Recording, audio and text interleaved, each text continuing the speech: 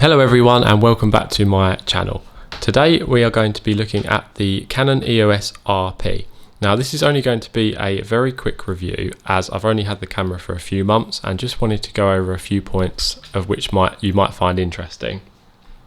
Now the Canon EOS RP was released in March 2019, so it is just over 3 years old. A lot of people that have DSLR cameras will know that it is the very similar sensor to the Canon 6D Mark II. It is a 26.2 megapixel full frame sensor.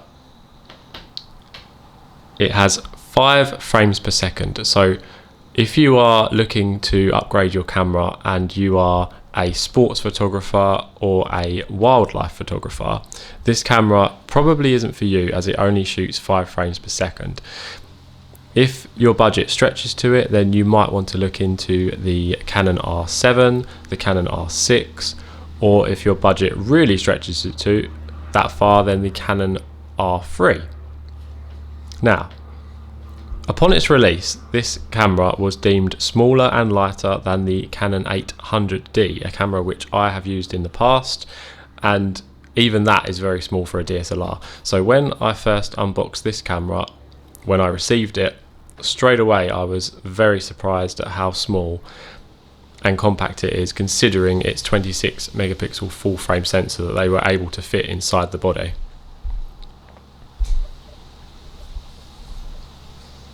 Now obviously a big selling point about this camera is that it is a mirrorless camera,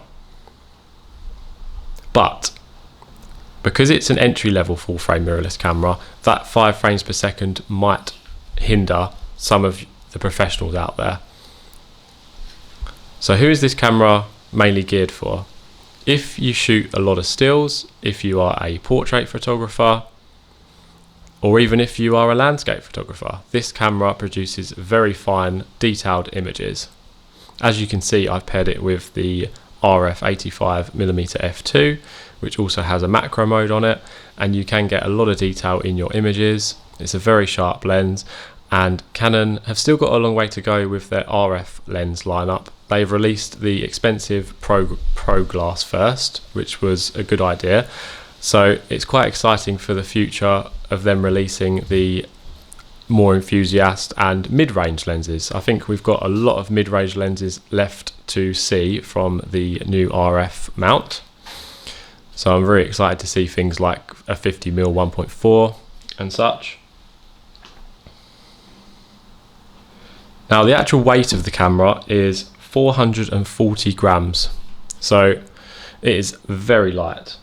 So it's really good if you've got a small compact lens, a bit smaller than this, and you want to put it in your rucksack and you can take it anywhere and you can travel light, especially as it's a full frame camera. It's not obviously going to be the same sort of size and weight as Sony bodies, as they are very light, and they're a great setup to have if you are a wildlife photographer and you have got a lot of gear to pack in your rucksack. Now, this camera is also very good at the moment because of its price. Now, what you're getting for the price is incredible. In the UK, you can pick up one of these cameras from around £844, which is fantastic. When you look at the cameras that Canon are putting out, like the R6, that is more along the lines of £2,000 used, and it's a lot faster. The autofocus is amazing. In the last 3 years, Canon have come on leaps and bounds with their autofocus, and they've had a lot of releases since this camera. So to some, this camera might seem already outdated, but for what you're getting for the price, it's really not. And if you are mainly a still photographer and you don't shoot a ton of video and you're mainly a photographer, then it's a fantastic option, especially as all the new RF glass that's about to come out. It's very exciting to see what they've got in store for us next. Obviously they've got exciting lenses that have come out, like the RF 600mm f11, which is very light for what you get out of that for its focal range. Obviously you have to have an f11, so that's the sacrifice, but it's also got the image stabilization. So there are a lot of surprises on the way, I think, from Canon as well. In terms of the ergonomics, Great hand grip, similar to the 800 and the new 850D. That's something that I missed when I was shooting Fuji. I didn't have a decent hand grip. I know they've improved that now with the XS10, but straight away the camera feels great in the hand. It's got the tilting screen all the way around. I mostly have it closed, so it protects the screen. It's got a 2.6 million dot EVF, which is nice and crisp and bright. You've got your custom mode dials, so you've got custom 1, custom 2, custom 3, so you can pre-assign your settings and you can quickly switch to them, whether it's stills or video, which is really handy. I haven't done much video at all on this camera yet, but as I say, I'm mainly a still shooter. If you go into mode, you can actually, I'll just show you on the screen here. So if you put it into scene selection and press choose scene and put it in macro, it's a really handy macro mode on this camera.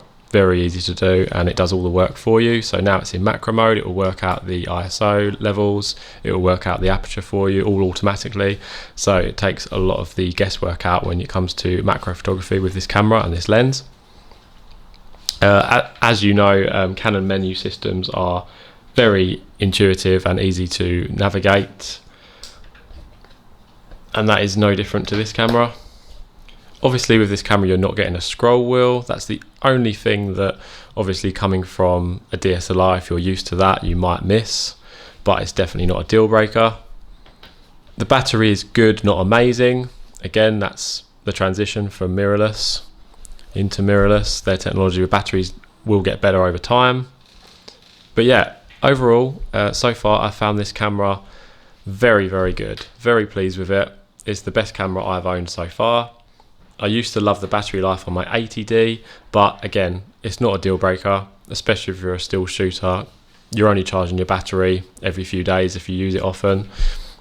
And yeah, I definitely recommend this camera for someone who is looking to get into a mirrorless full frame setup and isn't afraid to compromise on the frames per second. So if you don't shoot sport, if you don't shoot wildlife, definitely consider this camera. But if you do shoot sport and wildlife, then maybe this camera isn't for you because it only offers the 5 frames per second shooting. Okay, thank you for joining me for my short review of the Canon EOS RP. Feel free to leave a comment and I will get back to you and leave a discussion below and get involved. What are your thoughts on the camera? Have you just upgraded to it? Are you thinking about getting it? Let me know in the comments down below. Thank you.